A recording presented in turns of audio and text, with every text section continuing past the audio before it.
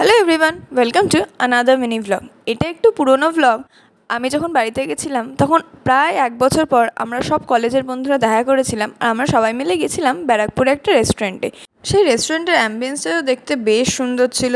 আমরা তো দেখে খুব ভালো ভালো ভালো ছবি উঠবে।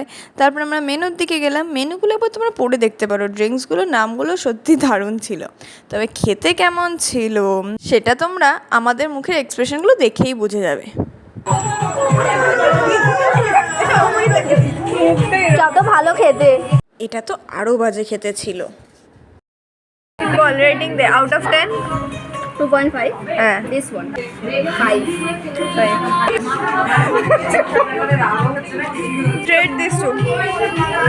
তো দুটো জিনিসই খারাপ, পাতে দেওয়ার মতো না, খাওয়ার মতো নাই। তো দুটো খারাপ জিনিসের মধ্যে যখন একটা চুজ করতে হয় তখন definitely choose the better one, better খারাপ ওয়ান। আমাদের খুব ভালো লেগেছে। একটু অন্যরকম টেস্ট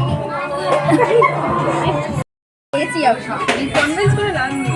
আমি আর কারবার চট করবো নাকি? আশা করছি তোমরা সবাই আমাদের এক্সপ্রেশন দেখলে বুঝতেই পারলে যে ড্রিঙ্কসগুলো ঠিক কতটা খারাপ ছিল। আমাদের কারোর একটাও পছন্দ হয়নি। তবে আর কি আমরা ওখানে বসে অনেক গল্প টল্প করে ভাবলাম না, এখান থেকে আর কিছু খাওয়া যাবে না বলে বেরিয়েই এলাম।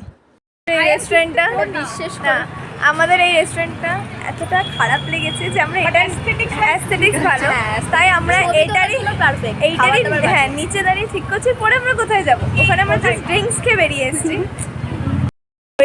ওই ক্যাফেটার থেকে আমরা এখন ঢুকছি এইটা মেল্টিং পট। দেখি এবার এটাই কি হয় না। তবে এই ক্যাফেটার অ্যাম্বিয়েন্সও ভালো ছিল এবং খাবারও ভালো ছিল। আর আমরা লাকিলি ওয়েডনেসডেতে গেছিলাম, তো দেখলাম একটা অফার চলছিল যে buy one get one pizza ওয়েডনেসডেতে। তো আমরা তো একদম লাগে হাত দুটো পিৎজাও নিয়ে নিলাম আর অনেক গল্প করতে করতে খেলাম। বেশ ভালোই লাগে যখন এতদিন পর বন্ধুদের সাথে দেখা হয়, ওদের সাথে সেই পুরনো গল্প, পুরনো হাসাহাসি, আবার সবার সেই আপডেটসগুলো নিয়ে, যে কার জীবনে এখন কি চলছে। সবসময় তো ফোনে কথাও হয় না, যা একটু মেসেজে কথা হয়। তো যখন সবার সাথে গল্প হয়, আচ্ছা তুই এখন এটা করছিস ওটা করছিস, ওগুলোও শুনতে বেশ ভালো লাগে। বেশ ভালোই একটা দিন কাটলাম আমি।